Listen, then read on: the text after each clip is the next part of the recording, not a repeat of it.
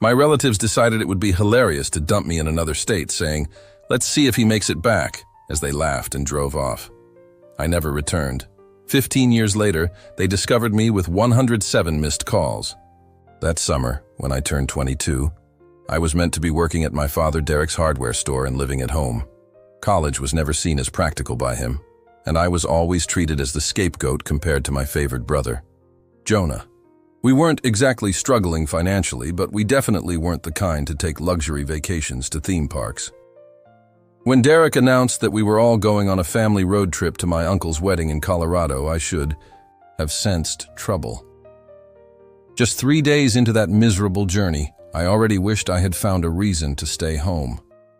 My dad and Jonah took turns playing their favorite game, making my life miserable.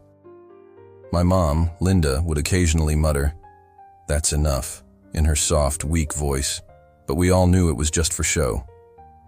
Let me explain a little about my family. Derek wasn't your typical dad. He was the type who'd wake you at 3 in the morning to yell about a missed chore, who'd toss your belongings aside if they got in his way, and who'd tell you you were worthless as soon as you could understand him. Jonah quickly learned that his choices were either to be his mini version or end up like me, and guess which path he picked? That morning, we stopped at a random rest area in Colorado, in the middle of nowhere with nothing but endless fields, distant mountains, and a shabby little restroom building with vending machines. I had been sleeping in the back of our minivan and needed to stretch my legs and use the bathroom. My dad and Jonah were laughing about something while Mom checked her makeup in the small mirror on her visor. I remember exactly what I was wearing. A faded heavy metal band t-shirt, jeans with a tear in one knee, and those old worn-out sneakers I'd had forever. I didn't grab my phone because it was charging in the car, and I left my wallet behind. Because, really, why would I carry it when I was just going for a quick break? 10 minutes later, maybe less, I walked out, squinting under the bright Colorado sun. The parking spot was empty. Our dark green minivan was gone. At first, I thought, they had simply moved it as part of a silly prank. I walked all around the rest area, but there was nothing. That's the thing about betrayal from your own blood. It cuts deeper than any other kind. I sat on the curb for an hour, convincing myself they were just trying to scare me and would soon come back. People came and went. A few gave me odd looks, and a truck driver even stopped to ask if I was all right. I lied and said I was waiting for my girlfriend who was in the restroom, and he drove off. After the second hour passed, I felt a chill in my gut. Clearly they weren't returning. My first instinct was to borrow someone's phone, call them, and beg for a ride. But as I was about to approach a mother with 2 kids, something made me pause. A lifetime of memories flashed through my mind. Every humiliation, every time they had laughed at my expense, every joke that was really just cruel. I could almost hear Jonah's voice. "Dude, I bet he's crying right now." And Dad's, "He'll figure it out if he isn't as dumb as he looks," along with Mom's feeble protests that never really mattered. So, I made a decision. I asked that woman if I could use her phone, not to call my family, but to dial the information service and get the number for the nearest shelter in Grand Junction, about 40 minutes away. Then, I told her I needed a ride into town because my family had an emergency and someone would be coming for me later. She hesitated, but I must have looked harmless enough because she agreed. That first night in the shelter was a real shocker. I had nothing but the clothes on my back. No identification, no money, no contacts. A guy named Dave at the shelter let me use his computer to look up my uncle's address from the wedding invitation I had seen. I thought maybe I could get to the wedding and find my family there, but after staring at the screen, I asked myself, why chase after people who literally abandoned me on the side of the road for a laugh? Instead, I created a new email account, researched how to get an emergency ID replacement, and looked up jobs that paid in cash. I made a plan. 2 days later, I found myself washing dishes at a small diner called Stella's. The owner, Molly, was a woman in her 60s with streaks of purple in her gray hair and more tattoos than one might expect. I wandered in and asked if they needed help, explaining that my wallet had been stolen but I needed work. She sized me up and said, Dishwasher quit yesterday. If you steal from me, you're dead. Start now. That was the thing about rock bottom. You can only go up from there. For 1 week, I worked double shifts, slept at the shelter, wore donated clothes, and Dave helped me start the process of getting a replacement ID by contacting vital records in my home state. I even set up an affordable prepaid phone from the local superstore with the very first cash I earned. 7 days. After they left me behind, my phone rang with an unknown number. I answered to hear my mother's trembling voice asking where I was and if I was all right. They'd been searching everywhere. It was meant to be a joke, apparently. First, they had waited 20 minutes down the road and returned, only to find I was gone. Then, when I listened to her panicked tone with fake concern in the background, I could hear Dad telling her to stop being dramatic and get my behind to Uncle Matt's. I even heard Jonah laughing. "Sal, are you there? Say something. We've been worried sick." At that moment, that cold feeling in my gut disappeared, replaced by clarity. They wanted to see if I could manage on my own. I answered in a steadier voice than I ever had before. "Watch me." I hung up, blocked that number, and then blocked every family number I could recall for good measure. The next day, I went into the phone store and changed my number completely. I imagined they were getting angrier with each of the 100 missed calls before I changed it, realizing their favorite punching bag was no longer available. A month later, I had my own studio apartment above a laundromat. It was tiny and always smelled like fabric softener, but it was mine. I worked my way up to a prep cook at Stella's, and Molly even taught me how to chop vegetables without losing a finger. Sometimes I'd check my old email, the one my family still knew, and see messages piling up from Mom, pleading, "Please come home, we're sorry." From Dad saying, "This childish stunt has to stop now." And from Jonah, "Dude, it was just a joke. Stop being such a..." I never replied, not once. That's the thing about freedom. Once you've tasted it, there's no going back to the cage. I won't pretend it was easy. Some nights, I'd scroll through social media, see pictures of people with real, loving families, and feel an ache that nothing could fill.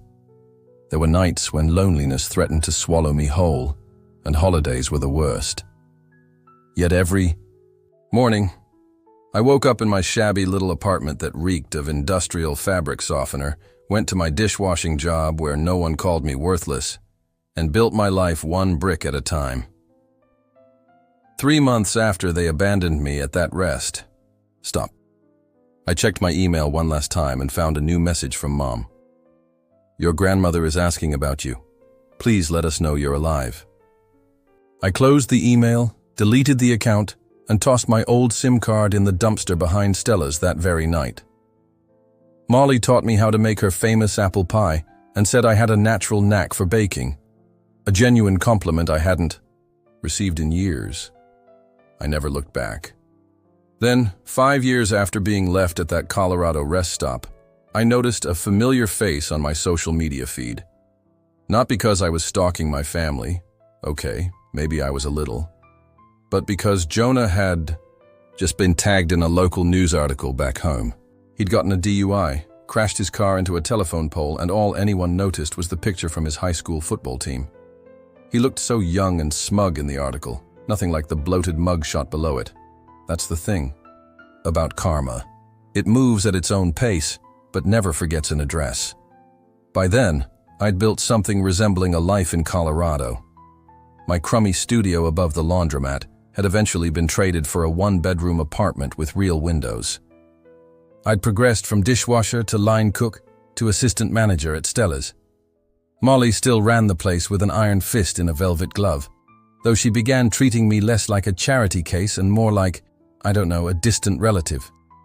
My first big purchase when I finally saved some money was a decent laptop. Nothing fancy, just enough to take online classes in business management and basic accounting, the kind of stuff Derek always said was for people who couldn't handle real work.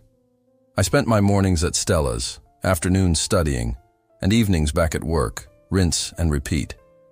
I won't say I wasn't still haunted by my past. Trust issues that I could cancel, like subscriptions when someone got too close. I'd made exactly 2 friends in 5 years. My neighbor Mike, who played bass in a terrible garage band and sometimes brought me homemade beer that tasted like hoppy dishwater, and Molly, if you could call her a friend rather than a boss. Everything changed when Lisa started coming into Stella's every Tuesday and Thursday, always ordering the same thing, a Denver omelet with no tomatoes and extra coffee, while she sat at the counter with a medical textbook. I later learned that she had a habit of zoning out while studying, sometimes holding a fork halfway to her mouth for several minutes. I even started timing her. The longest I ever recorded was 7 minutes and 23 seconds before she realized she was still holding cold eggs. After 4 months of me delivering her coffee refills until she finally looked up and truly saw me, she commented that my name tag was spelled wrong, even though it wasn't. That became our little running joke. I'd wear a different misspelled name every Tuesday and Thursday. Salvador, Salvador, Salvador, she'd tease. I acted surprised every time, engaging in what might have been the dumbest flirting ever, but somehow it worked. Our first date wasn't even planned. Her study group had bailed at the last minute, and she had a reservation at an in-demand pizza place that suddenly became available when they canceled. Next thing I knew, we were sitting together at the restaurant, both realizing this was indeed a date. 6 months later, she moved into my apartment, and a year after that, we moved into a slightly larger place, a modest 2-bedroom with a working bathroom and neighbors who didn't blast bass solos at 2 in the morning. Meanwhile, I kept tabs on my family using fake accounts. Not proud of it, but it happened. Dad's hardware store began to struggle after a big box home improvement store opened on the edge of town. I saw him ranting about it on local community pages, his posts growing increasingly desperate and bitter. Mom's social media turned into a shrine full of throwback pictures of happy times, always posting about missing her boys. Though she tagged Jonah, she never mentioned me, as if I had been erased. Jonah bounced from job to job, posting vague updates about haters and new opportunities, a classic social media smokescreen for someone whose life was falling apart. 3 years later, during inventory, Molly pulled me aside and said she was considering opening a second location of Stella's on the other side of town. She asked if I'd be interested in running it, not owning it, just managing it, which was an important distinction. I couldn't sleep that night, wondering if this was a test or a joke. People like me weren't supposed to get opportunities like that, or so Derek had always made clear. That's the thing about toxic beliefs. They stick with you long after you've escaped their grasp. Still, I said yes because Lisa, half asleep beside me, mumbled that I'd be crazy not to. And when Mike, high on a haze of smoke, said, "You practically run the original place already," it confirmed it. Neither Molly nor Derek had ever made me feel worthless. Stella's East opened 6 months later, smaller than the original, with a menu that was all mine. I worked 90-hour weeks that first year, lost 10 pounds I couldn't afford to lose, and fought with Lisa about me never being home, coming back to find passive-aggressive notes on the fridge more than once. But it worked. Customers kept coming, the food was great, and while we weren't getting rich, we were making progress. 4 years after they left me, I earned enough to help Lisa with her medical school loans, not all of them, since those bills were monstrous, but enough to make a dent. She cried when I showed her the payment confirmation, not the fake movie-style tears with perfect mascara, but real, raw crying, red-faced with hiccups. I'd never felt more like a real person than in that moment. Then, my grandmother passed away. I found out through social media. Mom posted a long, dramatic tribute with 1,000,000 heart emojis. Grandma Rose had been the only one in the family who ever stood up to Derek, the only one who truly saw me. She used to slip me $20 bills when no one was looking, telling me to save them for my escape, maybe even for college, though it turned out to be more literal than that. I thought about attending the funeral, and even looked up flights. But Lisa said she'd come with me and hold my hand through that awful reunion. Mike even offered his beat-up car if I wanted to drive instead, while Molly simply shrugged and said, "Dead people don't know if you're there or not, so do what brings you peace." I decided not to go, and instead sent flowers, a generic sympathy arrangement with a card signed Salvador, no return address, no note. Social media exploded immediately, Mom posting about signs and messages from beyond, Jonah making cryptic comments, and Derek remaining silent publicly, even though I could imagine the storm behind closed doors. A week later, I received a friend. Request from an account with a random name. No posts, no friends. I almost deleted it until I saw the message. "It's Uncle Matt. Your mom gave me your old email, but it bounced back. Are you okay? We've been worried. Your dad has been asking around about you." I blocked that account that night.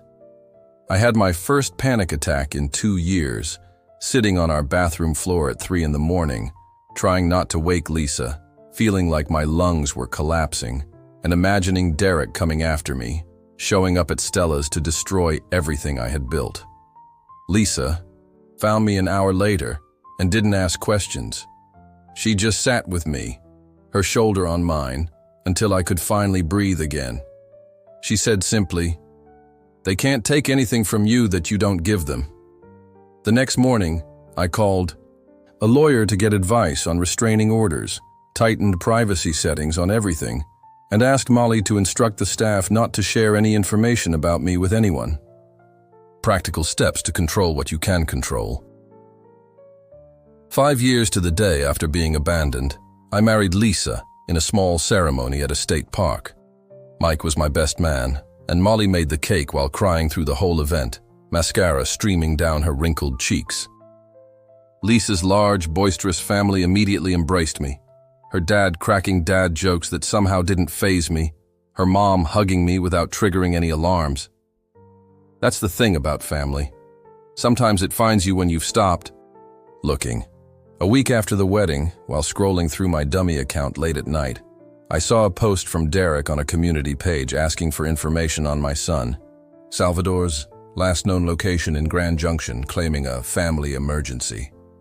There was clearly no emergency. What I couldn't figure out was why, after 5 years of silence, they were suddenly reaching out.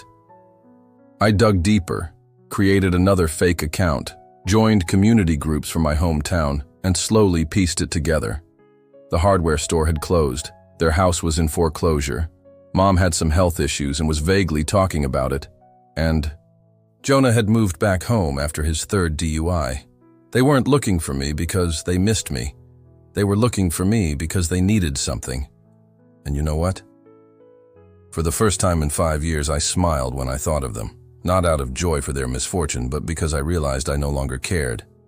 I closed my laptop, crawled into bed next to my sleeping wife, and decided I would keep watching from a distance, not out of hate, not out of love, but because sometimes the best revenge isn't what you do.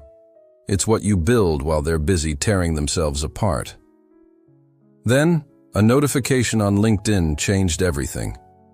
15 years after being left at that Colorado rest stop, my carefully built life encountered a glitch, a surge of 27 profile views in one day.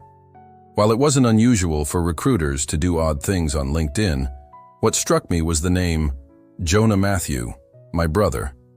That's the thing about the past. It lies in wait, silently, until the moment it strikes. By then, my life in Grand Junction was completely different. Lisa had finished medical school, completed her residency, and now worked 3 days a week at a local clinic so she could be home with our children more. We had 2 kids, Ellie, aged 7, and Marcus, aged 4.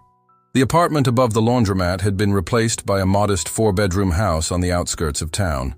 Nothing extravagant, but with a yard where the kids could play and where I attempted to grow tomatoes that never quite turned out right. Stella's had expanded to 3 locations. Still not a massive franchise, but enough that I no longer had to work on the front line, except when someone called in sick. Molly had semi-retired 2 years earlier, although she still popped by, unannounced to critique our version of her famous pie crust recipe. I had made peace with my past, or so I thought. I still kept tabs on the family from afar, but those constant check-ins had dwindled to maybe once every few months. The last I heard, Derek and Linda had moved to a smaller place after losing their house, and Jonah had married, divorced, and remarried. They had all seemingly moved on with their lives, as had I. Yet that LinkedIn notification rattled me. I mentioned it to Lisa one Sunday night while we folded laundry and half-watched a show on our streaming service. She paused, holding a mismatched pair of socks, and asked if I was okay. I just nodded because what could I say? For a moment, I felt like that 22-year-old stranded at a rest stop, haunted by Derek's voice calling me worthless. 3 days later, I was at Stella's East, the second location, helping with inventory because our supplier had sent the wrong kind of coffee filters again. When Maya at the front said that some family was asking for me, my first thought was Lisa's parents, who sometimes made surprise visits. I headed out, already planning how to convince them to stay for dinner. It wasn't Lisa's family they were. Derek looked older and grayer. His once imposing presence somehow diminished, Linda's face showing the pinched expression of someone who had worked for years with dyed hair, and Jonah looked exactly like Derek did in his 40s. Same stance. Same air of taking up space. There was also a young woman with them, probably in her early 20s, standing back as if unsure of her place. No one spoke. The background noise of the lunch rush faded until all I could. Here was my own heartbeat pounding in my ears. Derek broke the silence, saying my name as if questioning me. I just nodded because my voice had seemingly taken a vacation. I had imagined this moment 1,000 different ways over the past 15 years. In some versions, I'd have yelled at them. In others, I'd have been cool and distant, unaffected by their presence. In a few late-night scenarios, we even had tearful reconciliations.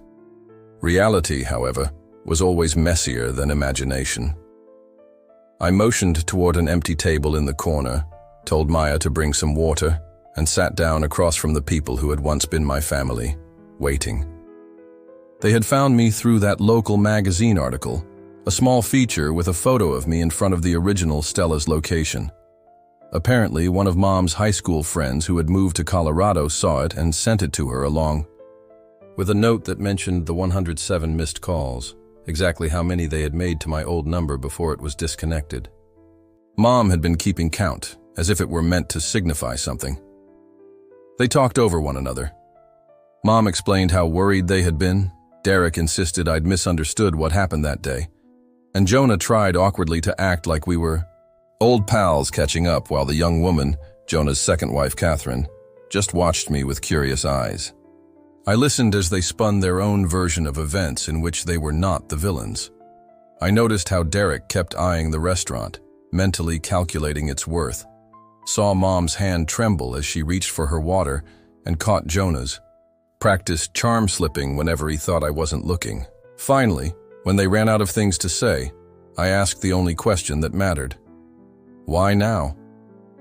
That's when the real story began to unfold in fragmented bits. Between awkward silences, Derek admitted he had medical bills, heart problems, and no insurance. Their second house was in foreclosure. Jonah's business venture, something vague involving digital currency, had failed spectacularly, and Mom needed knee surgery she couldn't afford. They weren't there for reconciliation. They were there for money. I should have been furious and thrown them out, but instead I felt an unexpected pity. They looked so small and desperate. These giants who once controlled my whole world were now just broken, flawed people. I invited them to dinner at my house that night, saying I needed time to think and to discuss it with Lisa. They eagerly agreed, and by that afternoon, Derek was already treating it as a done deal. That afternoon was surreal. I picked up Ellie from her dance class, helped Marcus prepare for his preschool show and tell, all while texting Lisa updates on who was coming for dinner. She offered to take the kids to her sister's place, but I insisted I wanted them there. My family, meeting my family. Dinner was chicken enchiladas, my specialty, a dish that wasn't extraordinary, just a recipe I'd tweaked over the years from an old boxed mix. Ellie set the table without being told, carefully placing utensils in the wrong spots until our friend Kendrick quietly corrected her, and Marcus insisted on wearing his Spider-Man costume because it was Tuesday, and now Tuesday was officially Spider-Man Day. When the doorbell rang, I nearly dropped the dish I was carrying. Lisa squeezed my arm as she passed by and whispered that she had my back, no matter what. The kids looked up curiously, sensing that something important was happening. That's the thing about moments you've dreaded. They finally arrive, and they're both worse and better than you imagined. Introductions were awkward. Derek kept calling Lisa Karen. Despite corrections, Linda couldn't stop crying whenever she looked at the kids, which freaked Marcus out. And Jonah and Catherine were the least troublesome, making a genuine effort at normal conversation, though Jonah kept hinting about family helping family. After dinner, Lisa took the kids upstairs for their baths and bedtime, giving me a look that clearly said, "Text me if you need an escape." Then it was just me and them in a living room that suddenly felt too small. Derek launched into a pitch about how family sticks together, about how he'd always known I'd succeed, and about how they only needed a little help to get back on their feet. A $20,000 loan, of course. I let him finish, then asked if he remembered what he said on my 18th birthday. He looked blank. I reminded him, "At least you can't disappoint me anymore once you're not legally my problem." I asked Mom if she recalled what she did when Derek tossed my acceptance letter to community college into the trash. She said she did nothing. And I asked Jonah if he remembered telling my first girlfriend that I was probably a lost cause. When she came to the house to look for me, they all squirmed and made excuses. Derek's tone grew dangerous, the one that used to make me shrink, but I wasn't shrinking anymore. I was 15 years and a million miles away from that person. I went to my office, returned with an envelope, and handed it to Derek. Inside was a check for $73.50, exactly what a bus ticket from Grand Junction to our hometown would have cost in 2010, the exact fare it would have taken me to return home after they abandoned me. The room fell silent. Then Derek began shouting, calling me ungrateful and selfish, saying I'd always been a disappointment, while the greatest hits of my childhood played one last time. I didn't argue or shout back. I simply stood up and told them it was time to leave. Mom tried a different approach, crying and pleading, "How could you do this to family?" Jonah went cold, the mask of the friendly brother falling away, and Catherine looked embarrassed for all of them.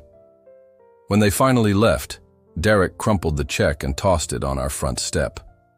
I closed the door, leaning against it with legs shaking, and Lisa came downstairs to ask if I was all right. I nodded, not trusting my own voice. We cleaned up the dishes in silence, checked on the sleeping kids, and got ready for bed like it was any other night. As I set up the security system, I pulled up the front door camera on my phone and saw them still in the driveway, arguing, Derek gesturing wildly, Mom crying, and Jonah looking at our house with a mix of envy and hatred that I recognized all too well. Finally, they got into their rental car and drove away. I never saw or heard from them again. The chapter was closed. That's the thing about revenge. The best kind isn't something you do. It's something you live. Every happy moment with my kids, every inside joke with Lisa, every quiet Sunday morning with nothing to fear, every ordinary day in a life built on my own terms. I never went back home. I did something better. I built my own home.